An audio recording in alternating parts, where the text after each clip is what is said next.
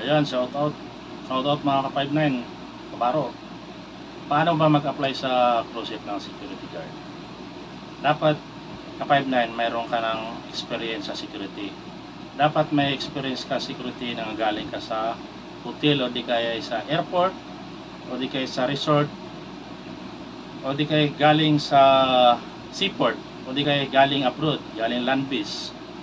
Kung sa military naman, galing ka sa serbisyo sa mga PNP, pwede ka mag-apply sa cruise ship. Basta may experience ka. 1 to 2 years po ang experience na kinukuha sa cruise ship kung nag-apply ka ng security. Dapat gumawa kayo ng magandang resume. Yung resume na kompleto yung detalye, nandoon na lahat yung ano yung ginagawa mo sa duty, yung duties responsibility niyo, kung ano yung ginagawa niyo sa duty. Dapat nakalagay na yan kung saan kayong location, anong location, ilagay nyo rin. Kailan kayo nag-umpisa. Ayan, kung operator naman kayo ng x-ray, anong ginagawa nyo? Nag-operate kayo ng x-ray, bawa sa hotel kayo na-assign. So ilalagay nyo doon na operator kayo sa x-ray. X-ray machine, anong ginagawa nyo? Anong function ng x-ray? So nag-search kayo ng mga baggage, mga papasok, tulad ng sa hotel, papasok sa hotel, anong check nyo? Yung mga pinagbabawal. So ilalagay nyo doon lahat. So inorganic, organic, saka inorganic yung kulay orange, blue at saka green, kasama yan doon. Saka yung opaque, yung kulay itim na hindi nakikita, makapal. So ano ginagawa nyo? Yun yung mga tanong sa inyo pag na-interview kayo. Tapos ilalagay ninyo rin sa resume para mabilis kayong mapili nila pagkatapos ng ma-evaluate yung resume nyo. So tatawagan kayo agad niya o di kayo email kayo para i-interviewin kayo. Ganun po yung patakaran sa pag-apply sa cruise ship mga ka-pipeline. So kailangan masipag, matyaga ka lang sa pag-apply. So ang pinakauna, gagawa ka muna ng email address. Tulad nito sa computer, gagawa ka ng email address niyan. Tapos gagawa ka ng resume. Napagandang resume talaga. Huwag niyong gagawa ng ano lang, yung parang sa Pilipinas namin na madali, parang biodata, ganun. So kailangan maganda resume o CV, parehas lang yan. So pag nakagawa na kayo, gagawa na kayo ng email, tapos ilalagay nyo na doon. Tapos mag-prepare kayo sa interview. Yung interview po, about sa trabaho yan, anong ginagawa nyo, yan po yung mga tanong sa inyo. Sa ilang taong ka na experience.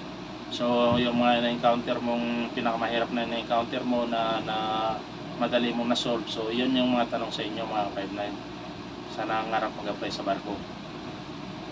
High school graduate, pwede kayo mag-apply. Madali lang naman mag-interview yan. Basta sagutin mo lang, huwag mong pabilisan. Dahan lang sa mag-apply ka 59. Ganon po yun pag nag-apply tayo sa cruise ship. Kailangan may nahon lang, kumpiyansa.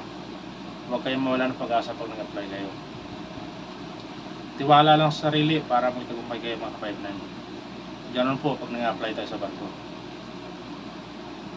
Kapag naumpisa ka na, madali na lang yan. Sa umpisa lang naman yung mahirap talaga. Nadaan ka talaga sa hirap pag nag-apply sa umpisa. Pero pag matagal ka na, madali na lang sa iyo yan. Meron nang mag-apply sa barko mga 59. Sana nangarap dyan mag-apply sa cruise ship. Sipag tiyaga lang. Hindi naman patalinuhan sa pag-apply. Sa pag-apply, kailangan matyaga ka at saka masipag at diskarte. Yun po yung puhunan ninyo mga pipeline. Positive lang lagi, think positive lang. Laging isipin nyo na makakasampa kayo. Huwag kayong mawala ng pag-asa. At saka sa barko, hindi po nire-required yung ilang taon yung mag-apply. Hindi po ni-required niya ng company o principal na ilang taon ka pwede mag-apply sa cruise ship. Wala po silang ginawang ganyan na ilang taon ka na. At lalo na po yung sa height limit, yung mga dalasan na tinatanong na mga kababayan natin ka-pipeline, yung height limit po.